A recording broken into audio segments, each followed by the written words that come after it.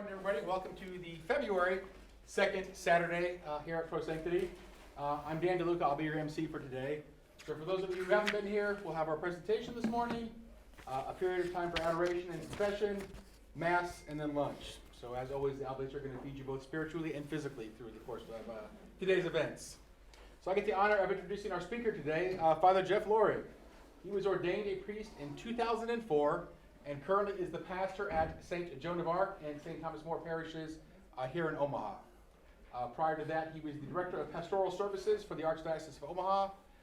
He worked to implement the vision, mission, and priorities of the Archdiocese within our parishes in the 28 counties? 23 counties here in the diocese. Father Lorig received his bachelor's degree in philosophy up in St. Paul, Minnesota at University of St. Thomas, as well as his bachelor's in sacred theology from the Gregorian University and a master's degree in spirituality from the Angelicum, both of which are in Rome. Father is also a trained spiritual director at IPF, and he's also a certified Gallup Strength Finders coach. And for those of you who've had the pleasure of hearing Father Lorig before, he's also a very gifted speaker, and I'm sure we are going to enjoy his presentation this morning thoroughly. So please help me in please help me in welcoming Father Lorig here.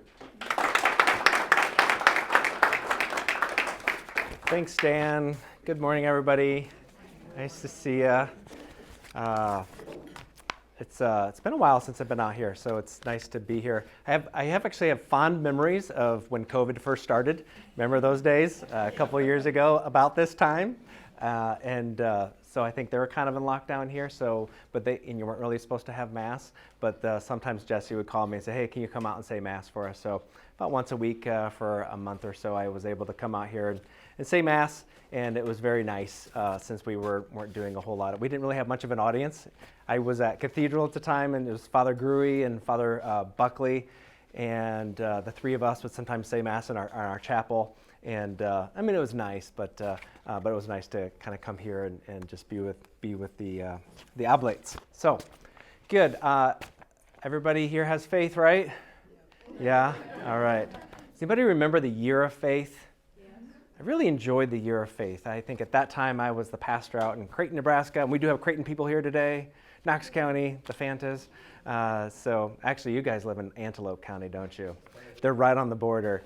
So that's way up north there, so about 3 hours from here. And I was the pastor out there, and I remember Pope Benedict proclaimed the year of faith. So I don't know if it was 2012, 2013, somewhere around there.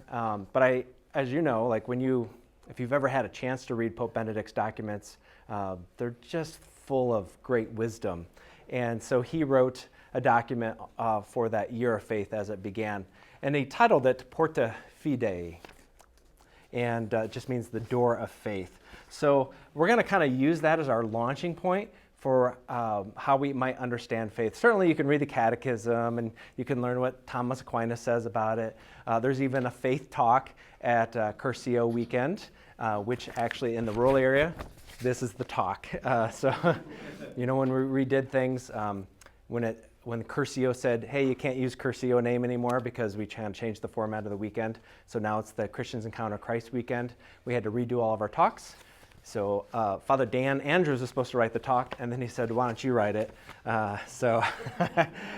If you go on a weekend, this is the faith talk on the CEC weekend. So I'm not stealing it, I wrote it. And the first time I gave it this at the CEC weekend, a lady, it was a women's weekend, and a lady, the next time I saw her, she was so excited about this whole idea of the Porta Fidei, this door, the door of faith opening, and she actually created a shirt from it, and put bedazzles on it and whatever, and she was really, and next time I saw her, she had it on, I'm like, oh, that's cool. Throw a little Latin on something and everything, makes it everything magical, right? Yeah, so I gave you some handouts. It's been a while since I've really kind of made sure that I corresponded my talk with that handout and what the PowerPoint says. So if it's a little off or there's extra information in there, that's a little bonus for you. I'm not exactly sure if I've got everything on there, but I know I've got this first quote from that document from Pope Benedict on the door of faith. The door of faith, he's quoting from Acts, is always open for us, ushering us into the life of communion with God and offering entry into his church. It is possible to cross that threshold when the word of God is proclaimed and the heart allows itself to be shaped by transforming grace. To enter through that door is to set out on a journey that lasts a lifetime. So we're gonna break this down and kind of go through each line so we understand it and just go a little bit deeper on each little point that he makes. So the first one is that the door of faith is always open. The door of faith is always open. I just sort of assume that many of you have already walked through that door and it has changed your life. You're here because God has an adventure for you, that they're where you were before. You've entered into something, it's like Doctor Who. Did anybody watch Doctor Who? Any nerds here? Okay, all right, your husband. So Doctor Who is, they had a ship, that his spaceship was, it wasn't even just a spaceship, it was a time and space ship. It goes through time and space. And I think it's a police booth, like from London. And so when you walked in, it's actually bigger on the inside. So you go through the door. And so it's this interesting thing. I think it's a metaphor to a book. So when you open up a book, the world inside of a book is much bigger than a book. I think that's my little theory on it. But I also think it would be a good analogy for faith. So you walk through this door, the world just gets a whole lot bigger to you. But I think the point he's trying to make is that the door is always open.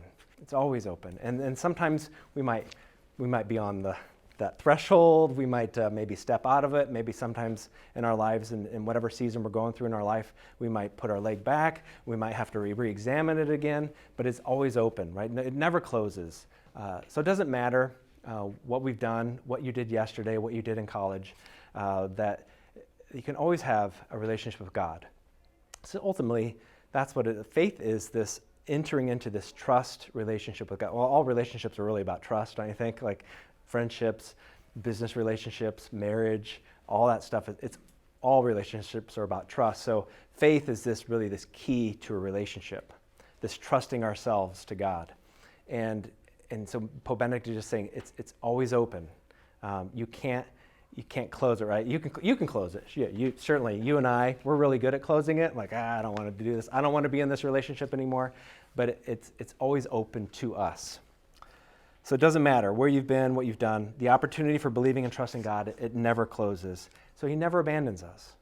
And it's good to, not only, I think you all know that. This is just sort of like Catechism 101. Like, this is easy stuff that you know that. You've experienced it in your own lives.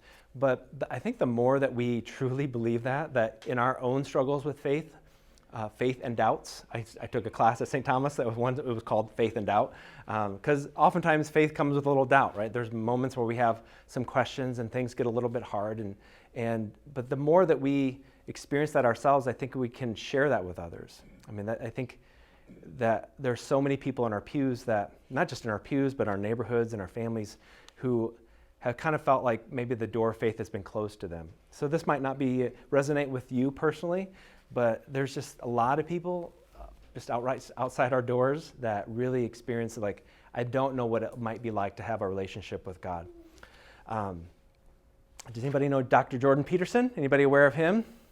So he wrote a book called The 12 Rules of Life. He's a psychologist from Canada. He's been on Joe Rogan a few times. Not that I don't know if that's credibility or not. I don't know if that helps or hurts, but he's very, very popular. And the liberal people hate him. And so he's not a Christian. He's agnostic. But he loves Carl Jung. And Carl Jung often talks about like these types, like these things. Like Jesus is the perfect, like he doesn't have faith in Jesus, but he's like, oh, there is something so attractive about Jesus. There is something so beautiful about Mary. The story of Adam and Eve just makes perfect sense to him. But so he's kind of like teetering. So there's this great video of him on YouTube where people are kind of asking him, what would it be like if you believed in Jesus? He's like, I don't believe in Jesus, but like Carl Jung was like, he's like the typology. He is the perfect, the thing that we all long for. And so he's like, and you can see him like, I don't know what it would be like to actually like just trust and to actually believe that Jesus is that he's real. And he started crying, and because he gets really close to this door of faith, and it's really sensitive, it kind of hits the right? Carl Jung would say, like, it hits the human heart in ways. So you can just see people on the threshold, and I think he lays that out. His daughter actually did become Christian. She's like, I don't have enough nearly as much baggage as maybe her dad did. So she was able to kind of walk through it a lot more easily. So that's Dr. Jordan Peterson. You can look him up. He's pretty fascinating. Bishop Barron's been writing about him. They've been on podcasts together. When you get done listening to Bishop Barron and Dr. Peterson, you'll say, where do I pick up my master's degree? Because it's like way up there. I'm pretty sure I studied all this stuff, but I don't remember most of it. So the point I'm trying to make here, I go off on tangents just to forewarn you. To get back to the heart of it is that a lot of people in our lives are just kind of at that cusp. And to know and to have some empathy about what that might be like. What it was like life before and life after. What it's also like to be in there, but also have some doubts and have some moments where like you've maybe not believed as much and not had as much trust in God, but also knowing that that door is always open to you and you've experienced its openness would be a great witness for other people. So Benedict goes on to say that faith offers a life of communion with God. So we can just kind of take that for granted, like faith offers a life of communion to be one with God. That relationship, that ultimate relationship that we all long for, because as good as all of our relationships are, these things of trust that we have, they all kind of struggle a little bit. None of them are perfect, and we're all longing for that perfect relationship. There's an infinite thing in our hearts, and we're stuck in this finite world, and we're stuck with finite people, and so there's something divine in us that wants communion, that longs to be one with. That's how we're made, right? It's written in our bodies, it's written in our hearts. God is a eternal communion of love. That's who he is, it's his very identity. We're made in the image and likeness of God, who is a communion of love. He is one. And so that longing to be with one, and faith offers that opportunity to be in communion. The Barna Group a few years ago, probably lots of years ago, because this is kind of, I wrote it a long time ago, at least 10 years ago, I read this in a book that the Barna Group studied, there's 75 million people who go to church, Christians who go to church every weekend. And when you ask them, why do they want to go to church? Why do you go to church? And they'll all say, because we want to have a relationship with God, have communion. We want to know that we're loved and that we love God and God loves us, to be right with God. And so then they asked them, how many of you feel like you achieve that every Sunday morning? And only a third of the 75 million Christians actually experience that. We long for it, and we often settle for less. And I'm not sure, I know there's a lot of you have kids, and it's a lot of things jumping around, and you're busy, and you get in there and you think about things I got to do after church. But I think most of us probably come in there with really good intentions. When I go to church on Sunday, not just because I have to. Obviously, hopefully we're past that. I don't need a rule to tell me to go to church. I'm in a relationship. That's why I go to church. It's where I give my heart away, where God gives his heart away to me. But oftentimes we kind of settle for less. We have just changed our Mass schedule at St. Joan of Arc and St. Thomas More. I just highly recommend never doing that. Only do it once in your life if you're on a parish council or you're a priest or something like that. You just see the worst of Christianity, the worst of Catholicism, when 30 minutes is somehow upsets their whole world. And so we try to laugh about it, but it's hard for me not to, for it to be hard on me, for sure. I don't know if I take it personally, but people sometimes can be really mean. And it's really? Okay, if you really want the convenience, St. Mary Mag's, right? You know where to go. If you want 30 minutes in and out, and while you, Father Larry Richards calls it fire insurance, right? If that's why we're going to church, for fire insurance, so I can stay out of hell, we're sort of missing the point. That's not what faith offers. Faith doesn't offer a life without, life without hell. Faith offers a relationship, and he goes on to say, that it can transform your life, right? So Holy Father also says that it offers grace. It doesn't just keep you out of hell, right? It gives you It gives you heaven. That's what grace is. So a simple way to understand grace, it's one of these words I think we throw around a lot too. Like we do like after a retreat or something like that. Maybe you've done it here, like a sharing of graces, like I'm really graced, or like I really need the grace for this. Like, so what is grace? What is grace? So it's good. I like when I taught religion at St. Ledger's in Creighton, Nebraska. Taught the 5th and 6th graders. They had to know a couple things. They had to know the definition of covenant, and they had to know the definition of grace. And then I didn't care whatever grades they got after that. Like, they just had to know these two things because we use them so often, and I don't think we really understand them. So grace is simply just the gift of God's life in us. Or you could even go a little bit more complicated, the free gift of God's life in us. That's what faith offers, the free gift of God's life in us. Not to be taken lightly, right? Right? Really? Like, God in me. The miracle of not just the incarnation, that God would come here in this world.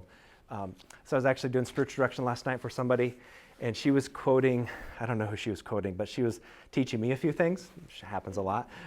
She said something like, it's not that God came to earth and he found his life in the human heart. It's that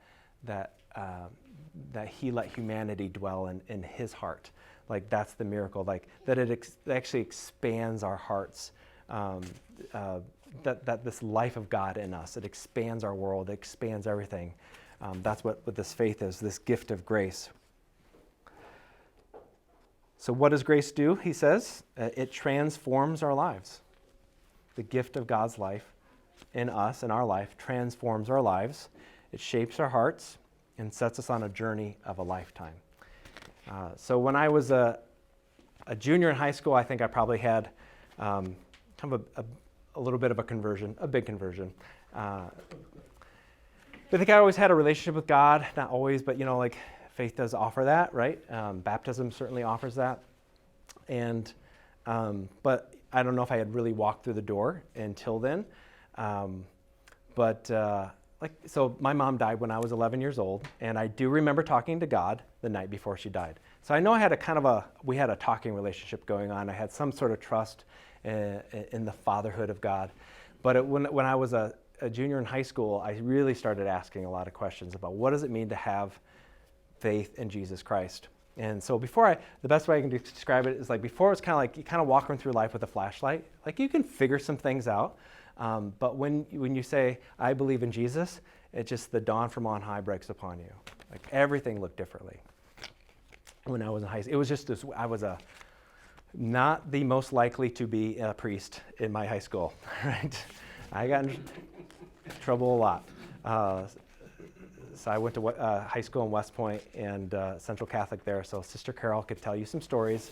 The first day I walked into the school, I was here at St. Thomas More actually when I was a kid in elementary, junior high, and then we moved out to Decatur, and we went to school in West Point. And I remember the first day I walked, I had earrings, and I listened to Metallica. Still listen to Metallica for theological reasons, and AC/DC, and a lot of these great heavy metal bands. So I had ripped jeans and earrings, and she just told me, obviously get my act together and clean myself up. And she said, can I wear an earring? Can I at least wear an earring here? No, I think they probably let them wear earrings now. But Sister Carol's like, no. She basically said, no, you look gay. That's what she said to me. She was old then, she's old now. At least don't make them like that anymore, do they, right? So that's just one tiny story of my attitude and the things I got in trouble with. But so yeah, when I was a junior, there's things just kind of coming up in my heart, and found myself reading the Catechism because it was published back then. And so I was like, oh, this is this new book, and I would read about it in the Catholic Voice. I'm like, well, not that I was an avid reader of the Catholic Voice, but these things I started asking a lot of questions, and so the next thing I know, the world looked differently. My life looked differently. Where relationship with girls looked differently, partying looked different. And then I started thinking about, okay, what am I supposed to be doing with this? and how should I be living this out? So that's kind of a little of the story of how I walked through the door of faith. I'm sure you guys have some stories as well. So you might want to let's hold on to that question. So maybe when we have some time afterwards, you can share a little bit of that story if you want, if you're comfortable at your tables. The thing about faith, though, is it's a gift, right? It's not something I conjure up myself, right? It's a gift, but it's something I have to assent to as well. So I like to use the Bible to help understand the faith. That's a good resource, don't you think? So, we think about like what Matthew did or what Peter did in Matthew, where he had enough faith to walk out of a boat and walk on water. Like if you think, that's a good day. Like I would love to see Peter's journal. Like, right? If you think, there was one day where Jesus called him Satan, right?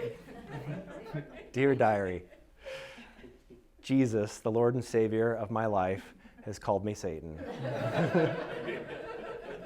I am sad. And then another one was like, I just walked on water. I sank, but I walked on water. Dang, right?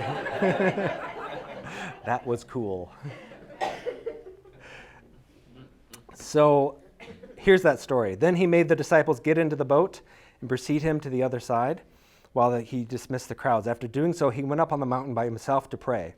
When it was evening, he was there alone. Meanwhile, the boat, already a few miles offshore, was being tossed about by the waves, for the wind was against it. During the fourth watch of the night, he came toward them, walking on the sea. When the disciples saw him walking on the sea, they were terrified. It is a ghost, they said, and they cried out in fear. At once, Jesus spoke to them, Take courage, it is I. Do not be afraid. Peter said to him in reply, Lord, if it is you, command me to come to you on water. And he said, Come. Peter got out of the boat and began to walk on the water towards Jesus. But when he saw how strong the wind was, he became frightened, and beginning to sink, he cried out, Lord, save me. Immediately, Jesus stretched out his hands and caught him and said, Oh, you of little faith. I thought he had a lot of faith. I'm like, goodness gracious, he just walked out of a boat. But obviously there's moments that looks a lot like life, doesn't it? Like, man, there's some days where I feel I can just walk towards Jesus on water, and some days where I'm just sinking. And both of them are faith. There's little faith and there's more faith, but it's all faith, and that's what life looks like. So I would also just encourage us, maybe offer this as maybe an encouragement of hope, just when there are days when it feels like you're sinking. That's still Peter. Like, Peter didn't get it perfect. We know he still was sticking his foot in his mouth at the end, right, denying Jesus. But faith often doesn't look, we sort of have a beautiful picture of what faith is supposed to look like. Like all the stained glass windows of all the saints at our churches, and just like, geez, like, how am I supposed to live up to that? And I think we kind of lose the humanity of the saints. So it's good to know. It's good to know some real saints and to know that they had rough days, they had good days. So when we start reading about saints, we begin to realize they're very human. They have a lot of human qualities, just like you and I, where we go through these moments where we start to feel like we sink. But as I was actually saying to this woman in spiritual direction last night, it's actually in the poverty where we just feel like we're so empty and alone, and it feels like there's nothing else to hold on to. And then that's when we hold on to Jesus. That's where in the valley, that's where I find that our faith actually grows. So we kind of think we have to be tough enough. Like, faith is, I can do all these things, and I've got lots of faith, and I'm doing this, and I'm doing that. That's not what faith is. Faith is when you're sinking, and you got enough faith to say, if I just hold out my hand to Jesus, he's there. And there's days when, like, I'm just going to jump out of the boat and walk on water. And wow, but the realization that Jesus is always the, right? If you think about if it's an analogy of faith, getting out of that boat, faith is this means to a relationship, communion with God. And so this faith, that's a lot what life looks like, where sometimes days are really good and some days we're sinking, but we have enough wherewithal to at least put our hands out and let Jesus catch us. That's, I think, how I've experienced my faith, and I imagine many of you have experienced it that way as well. Now, what gave him so much boldness to get out of the boat? Faith. We say, he had faith. Like, I think it had a lot to do with the fact that early on, and we actually just read this last weekend in the Sunday's Gospel, he let Jesus into the boat. Before he was able to get out of the boat, Jesus had spent a lot of time in his boat. And I think that's actually where faith begins. So faith is not always about these things that I'm doing and all these walking on water, or I'm sinking. Faith is really begins with, I let Jesus into my boat. And like Father Rafferty described it once in the Year of Faith. I remember this. He just used this phrase. It's generous hospitality to Jesus in our lives. You are welcome. You have a place here. I want you to be with me. Dwell here. Ride in my boat. You can so the story from Luke 5, 1 through 11 is that, right? And I don't think I'm not going to read it because I think you just heard it all last weekend. So you know it. You know that story. But it's this little piece of the story that we forget. Before they, said, Jesus said, gave him the commission, like, you're going to be fishers of men. Before all that happened, Jesus actually got in the boat first and preached from there, lived and spoke from this place of Peter's life. And then he had enough confidence and courage to duke an altum, to go cast into the deep. And even though he had no evidence that it was going to work, he had trust and he had faith. There's a lot to that story. You could talk about mission, but also the mission starts with relationship. So that's an IPF thing, the Institute for Priestly Formation, right? If you want to think about what am I supposed to be doing with my life, my mission, you have to remember who you are, and who do you know who you are? Because of your relationships. Who do you belong to? And so Peter had enough where he assented. It was an invitation. It was a gift. It was being proposed, but he had to assent to it. This intellectual assent, this will, he had to make a choice. It's a gift, but he had to choose to receive it. So he made a choice to let Jesus into his life and to dwell there. So, when we do have that invitation, it's just a reminder that he chooses us. He chooses us. Let's see.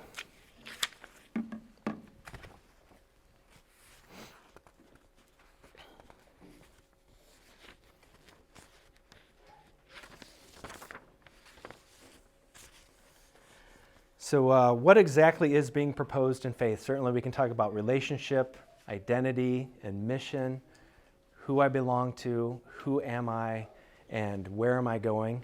But Pope Benedict actually said in a general audience, here's what he said about this encounter with God. He said, this is not an encounter with an idea or with a project of life, but with a living person. A person who transforms our innermost selves, revealing to us our true identity as children of God. So how do you grow in faith? That would be probably a good question. Okay, this is faith, this is great. How do I grow in this? Pope Benedict says in Porta Fidei, he says, faith grows when it is lived as an experience of love received.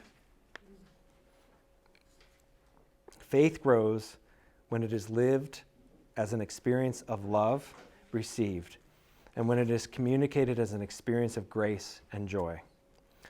So how do I receive this love more in my life? Not surprising, it's prayer, right? Everybody knows this. And I would imagine if you spend any time here with the Oblates, you've had a chance to hear a talk or two on prayer. It is sort of this means to how I continue to be in relationship, right? Faith is this relationship, but how do I continue this relationship? How do I make sure this covenant, this thing where I'm giving my heart and he's giving his heart, this covenant that the two become one? How does that happen? Well, ultimately it happens through prayer. So I'm going to give you one more really good quote from Pope Benedict that he gave in a homily on Corpus Christi in 2012. And it might be in your handout. So it's worth, I've used it over and over for sure. So here's what he kind of talks about with prayer. He says, communion and contemplation cannot be separated. They go together. So if you want communion, you're probably going to need contemplation, right? The two to go together. They really communicate with another person. To really communicate with another person, I must know him. I must be able to be in silence close to him, to hear him, to look at him with love. True love and true friendship always live in the reciprocity of looks, of intense, eloquent silences, full of respect and veneration. Oh, it's beautiful, isn't it? So that the encounter is lived profoundly in a personal, not a superficial way. So I'm just love to see those. True love and true friendship always live in of the reciprocity of looks, of intense, eloquent silences, full of respect and veneration. Sounds like this guy knows how to pray, right? this guy's prayed before. So I'm going to invite you into a little bit of a prayer time. We certainly can answer questions and do all that, but before we do all that, let's just take a little time for prayer. Everybody knows this picture? This is Jesus knocking on the door from Revelation. It's a little hard to see, but it's a famous photo, famous painting. So there's Jesus, there's a door, there's no door handle on the outside. You've seen this before. Whether you've seen it before or not, it never gets old for me because the handle's on the inside of the house. So Jesus is knocking. And you might notice there's lots of weeds here, and so one commentary I read about it is that it's the door's never been opened. So Jesus is knocking, he's waiting, he's proposing. Let's see if I have it here in my notes from Revelation. I don't, but you might have it in your handouts. But you know that this passage, he wants to come in, but it does require us to open up the door for him. So you also might notice that he brings light. Faith brings light. Another way I think sometimes I think of faith is like you can see a lot of things in life. Like I'm what am I? I'm farsighted, so I have glasses. I'm farsighted, so I can see a lot out there. But like when I actually had to increase my font this morning, that was really sad. It was 11 font, and I'm like, oh crap, I can't read this. And I don't want to wear my glasses. I don't like wearing my glasses. But boy, when I wear my glasses, I can see a whole nother world. I can see things I've never. So faith is like putting the glasses on. It's just like, wow, I can see things I've never seen before. So that's just another analogy that might help us. But for now, that light that Jesus brings. So if you want to just close your eyes and you want to imagine yourself there on the other side of the door.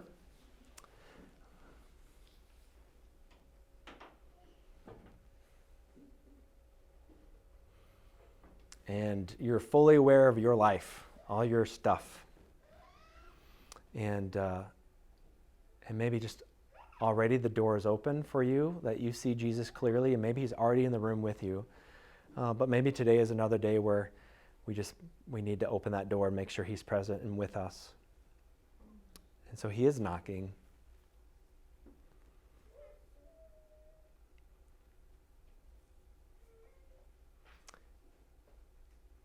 And he knows all the stuff you've done, all the shame you kind of swim in, some of your pride and your sins.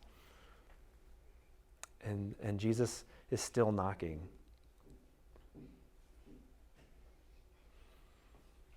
And if the Holy Spirit allows, you are free to see if that door will nudge open a little bit.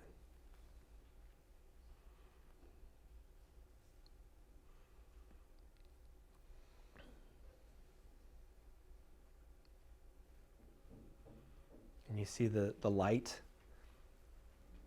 in the crack of that door.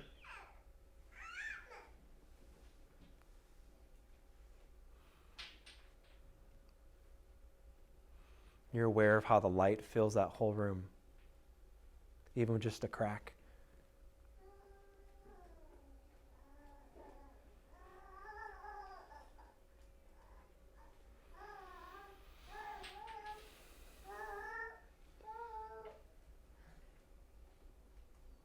And again, just be open to the Holy Spirit to see how that image wants to progress. And if the door is wide open, or if there's just a crack, or if you want Jesus to sit with you at the table, how does he look at you? How do you look at him? generous hospitality is the best definition of faith I've heard.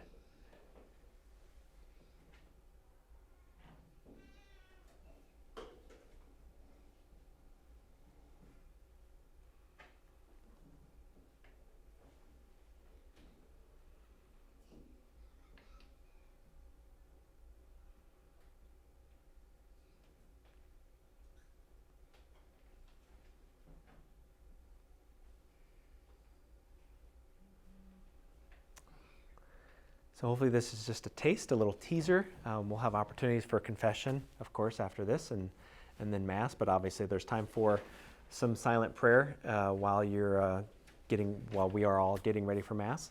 I don't know if anybody has any questions, but I'm not a theological expert on faith. You can all read the Catechism if you want. If I missed a few theological points that were necessary, I might know them.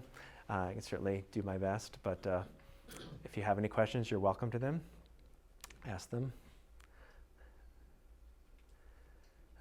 Yes. When we're talking about grace, that, like you said, that word is being thrown out very loosely, in my opinion, these days. And my family, my kids, the kids that were arguing with each other and got in a little battle this summer. My daughter, being a teacher, she was like, well, this year our motto at school is show grace. And I'm sitting there going, do you even know what that means? Because she's part of the battling family. And I guess, and these are kids who don't go to church regularly. So how do I understand, grace has always been difficult for me to zero in on, even though I know what it is, but how to explain it. But so to kids or young adults who aren't going to Mass regularly, how do I explain grace to them? Yeah, I get what you're saying. I don't think you need to explain it. I would say just be grace. Free gift of God's love. Be gracious. That when we think about that word, when I kind of understand what they're saying in the school there, like to, show grace. What does that mean? Show grace. It means it's a free gift of kindness, of empathy, understanding, all that who God is. So they're using a theological term, but heaven isn't that far from us. We're all made in the image and likeness of God. So we're all, whether you believe in God or not, or go to church or not, we all have this sense of that's right. My cousin Lisa, who's an atheist, and her email says it is be more kind, be more kind. She has no theological presupposition, but there's this something divine in her that we should be grace to other people. We should be God to other people. We should be that kindness and mercy to others. So I think. I don't know if you don't have to teach them. Just be gracious to them.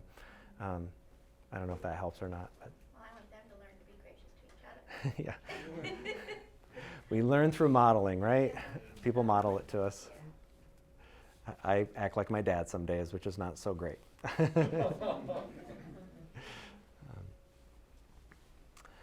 Yes. When we're baptized, we're freely given the gift of faith. And doesn't that grow in our life as we experience life, even as a child? As we experience, we watch it in our family. I had an aunt that I lived with that was such a model for me. I watched her, she had great faith. She went to devotion, she went to Mass. But I also had a friend, which was really important to me. My parents were musicians, so I didn't live with them. They were vagabond travelers.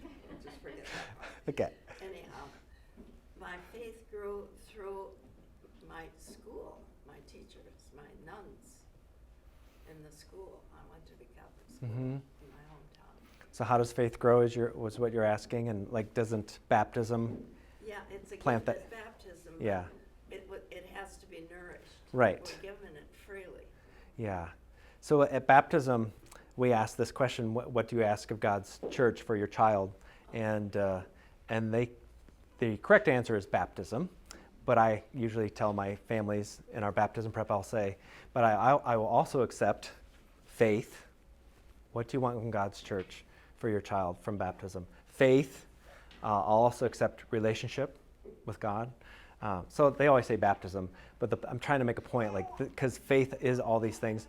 And then, of course, we know a baby can't, speak for him or herself. And so we say to the community, like, it's our job to make sure that that faith is nourished and grown and that's modeled, and we're all play a part in it.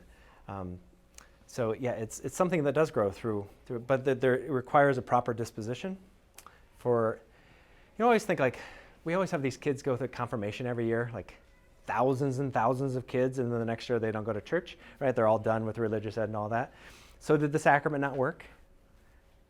No, it always works, right? I know that theology, right? I know it always works. But sometimes the grace is there, but it's not always received. It's not always planted well. It goes dormant, or something needs to be stirred up a little bit, like chocolate milk. Just stir it up. And so being around some Catholic nuns or in a Catholic school or around good religious people, good faithful people who are being heroic in their faith, it stirs things up in us, and it makes us like, like that. It stirs the grace that's there. So that's, yeah, but ultimately it is a mystery, right? So it's not a formula. Like, we love to like put things into, like, if you like ingredients, like you put this in, and then we'll have this chemical reaction that it'll do this. Like, I'd want to. Like, it's just it's mysterious. Why does God? Why am I a priest and my two brothers don't go to church? I have no idea. There's so many variables in everybody's life, and everybody lives their own life. Like, you can have twins live in the same household and they experience life totally differently. And so we're so unique. That's the thing about the Gallup Strengths is, like, your top 5, there's nobody like you. It's like 3 trillion or something like that. There's nobody who has the same top 5 in the same order. And it's just a human instrument, but the instrument displays the uniqueness of every human being. It's so crazy. So I think it points to, like, there's something unique about each and every one of us. So I'd hate to say, the church teaches us baptism is a great way to get started, right? And so Jesus taught us that too. So that's the preferred method, but we also know that God can do all kinds of things outside of the sacraments as well. That's why I don't think people, I'm talking about my grandchildren, they don't realize how important sponsorship is. Mm-hmm. I don't think I realized, but I at least knew they were Catholic, and Yeah. but today, who they pick for sponsors, it's just amazing. And it's really a responsibility. I think Yeah. they don't quite get. Well, it's so hard to find a practicing Catholic anymore, I'll just be honest with you. It is. I baptized my high school classmate's baby. And we have another classmate, he and his wife are very active in the church, but they go to City Light, right? The Catholic Church doesn't really do it for them anymore, and they find community and radical faith at City Light in Council Bluffs. And so, unfortunately, Mike couldn't be the baptism sponsor, so I was the baptizer and the sponsor. It was a little weird. So I had to ask myself questions. Are you prepared, Jeff? Yeah. Yes, I am. Yeah, through my voice. The sponsor shouldn't be somebody that just shows up when they graduate from high school. Oh, I'm your baptism sponsor. Oh. Yeah. My joke is always like, once I'm a baptism sponsor, that means I'm required to send you a confirmation card. Yeah. Right? At least that, right? We know it's a whole lot more than that. But yes, the sponsor is the person who helps create that good disposition to receive that grace, to let it take root in us. For me, more than a question, it's a sense of thanksgiving for the beautiful presentation that you have given to us by faith. And also, when you said the door of faith, the key is outside. So we have the responsibility to use the key and to open. And this is to really be in relationship with the Lord. For example, if I go to church and I take a book I read, I talk to people. What is my relationship with the Lord? I have to try to be present to the Lord and listen to Him. And so it's only by listening. Yeah. Sometimes we are so crowded inside, that there is no space, no room to listen. In reality, we need to be quiet and to listen, because the Lord speaks to us, but He wants that we are able to really be in touch with Him and listen to Him. Mm-hmm. Thank you. You're welcome. Grazie, Franca. All right. What time is it? I've been told that thousands of little kids will come in here at 10:30, I think, right? 10:15? Right now, let's 10:15. Oh, so right now? Okay. Oh, 10:30. Oh, 10:30. So we got about 15 minutes. If you want to just share a little bit your tables. So the two questions are, or if you want to share, nobody's obligated, but when did you first experience open the door faith in your life? So what's your story? What's your conversion story? So don't waste, I wouldn't say waste, but like be respectful that there's more than one person at the table, and to tell a whole story, probably take you all day, well, on this day I was born, and then my dad, just try to get to the heart of the story, and then I can't remember my other question. I think that's probably enough. Yeah. So, all right.